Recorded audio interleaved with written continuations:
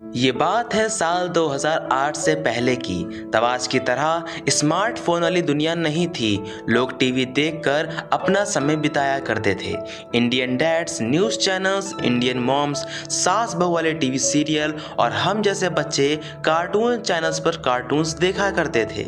उस समय entertainment channels के रूप में दो मेन चैनल्स थे, स्टार प्लस और जी टीवी, जिस पर सास बहू वाले टीवी सीरियल्स की भरमार थी। तभी साल 2008 आता है और सब टीवी एक नया एक्सपेरिमेंट शो रन करने का डिसाइड करता है। वो एक्सपेरिमेंट शो था तारक मेहता का उल्टा चश्मा। प्रॉब्लम्स तो है सबके साथ, बस नजरिए की है बात। तारक मेहता का उल्टा चश्मा, तारक मेहता का उल्टा चश्मा, तारक मेहता का उल्टा चश्मा। सब टीवी वाले बस इस शो को एक as an experiment show run करने का डिसाइड करते हैं। वो बस ये देखना चाहते थे कि लोग इस टाइप के शो देखना पसंद करेंगे, लेकिन उन्हें क्या पता था कि ये शो आगे चलकर अपने व्यूअर्स के दिलों में अलग ही जगह बना लेगा। इस शो के टीवी पर आते ही लोग इसे काफ़ी ज़्यादा पसंद करने लगे और उनका रिएक्शन कुछ ऐसा था। अभी मजा आएगा ना भिड़ो। उस समय टीवी चैनल्स पर सास बहू वाले टीवी सीरियल्स की भरमार थी, जिसमें अमीर फैमिलीज के सूट बूट पहनने वाले आदमी, सुंदर सुंदर गहने पहने हुई औरतें दिखाई जाती थीं और पूरे सीरियल में सास बहू वाले ड्रामे दिखाए जाते थे। वहीं तारक मेहता का उल्टा चश्मा में गोकुल धाम नाम की एक सोसाइटी में रहने वाली मिडिल क्लास फैमिलीज की डेली प्रॉब्लम्स को कॉमेडी के साथ दिखाया जाता था, जैसे कि पानी की समस्या, बिजली की समस्या, किसी ने किसी के घर का कांच तोड़ दिया, सोसाइटी में ट्रक फंस गया और भी कई सारी कहानियां जिससे हर एक मिडिल क्लास फैमिली रिलेट कर पाती थी। इस सोसाइटी में अलग अलग स्टेट के लोग रहते थे, जैसे कि गुजरात से गड़ा फैमिली, महाराष्ट्र से भिड़े फैमिली, पंजाब से सोडी फैमिली, साउथ इंडिया से अय्यर भाई, बंगाल से बबीता जी और भी कई सारे कैरेक्टर। इस शो का हर एक डायलॉग अपने में ही एक मीम टेम्पलेट है, खास करके जेठालाल के डायलॉग्स। थैंक यू, आपका ये उपकार जिंदगी भर याद रहेगा मुझे। ठीक है, जैसा आप कहे। अरे लाले जा, लाले जा।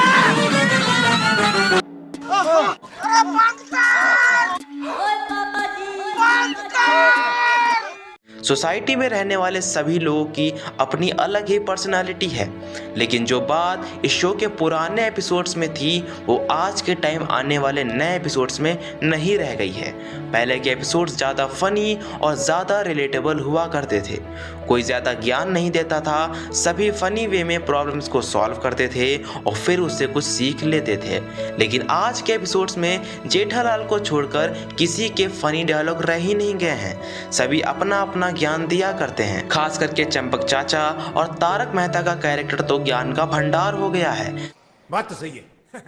ऐसे में लोग इस शो के नए एपिसोड्स को कैसे ही पसंद करेंगे, लेकिन ऐसा नहीं है कि इस शो की पॉपुलैरिटी कम हो गई है। आज भी सीरियल के ओल्ड एपिसोड्स लोग यूट्यूब या अदर प्लेटफॉर्म पर जाकर देखते हैं, लेकिन ये पॉपुलैरिटी नए एपिसोड्स को नहीं मिल पा रही है, जिसका कारण शो में एक कहानी को ज़्यादा लंबा खींचना और कैरेक्टर्स के डायलॉग में अब वो बात नहीं रह गई है। और सबसे बड़ा रीज़न शो के एक्टर्स का शो छोड़कर जाना और शो के प्रोड्यूसर और टीम पर गंभीर आरोप लगाना भी है, जिस वजह से तारक मेहता का उल्टा चश्मा आए दिन किसी न किसी कंट्रोवर्सी में फंस ही जाता है।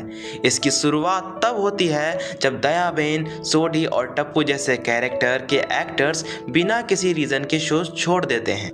फिर जब शो की शुरुआत से जुड़े एक्टर्स जैसे कि शैलेश लोढ़ा जो कि तारक मेहता का कैरेक्टर प्ले किया करते थे, नेहा मेहता जो कि अंजलि मेहता का रोल प्ले करती थी, वो ये आरोप लगाकर शो छोड़ देते हैं कि उन्हें उनकी फीस नहीं दी गई है। ये सभी कंट्रोवर्सीज खत्म हुई नहीं थी कि तारक मेहता का उल्टा चश्मा एक और बड़ी कंट्रोवर्सी में फंस गया है।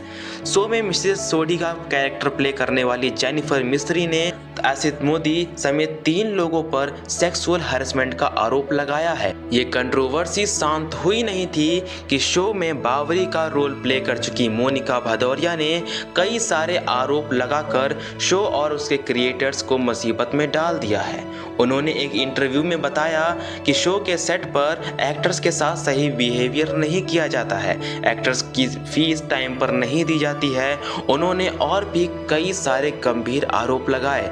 अब सवाल ये उठता है कि तारक मेहता का उल्टा चश्मा अब बंद होने वाला है। शो के क्रिएटर्स की तरफ से अभी कोई ऐसी बात सामने नहीं आई है कि ये शो बंद होने वाला है, लेकिन अगर ये शो ऐसे ही कंट्रोवर्सीज में फंसा रहा तो ये शो जल्द ही बंद हो जाएगा। मेरे ख्याल से तो अब शो को 2-3 साल का एक ब्रेक की ज़रूरत है। वो कहा जाता है ना कि अगर कोई भी चीज़ ज़्यादा देर तक चल जाए तो बोरिंग हो जाती है, वही शो के साथ हुआ। वैसे आप लोगों की क्या राय है कि शो को एक ब्रेक की ज़रूरत है या नहीं, ये कमेंट करके ज़रूर बताएं।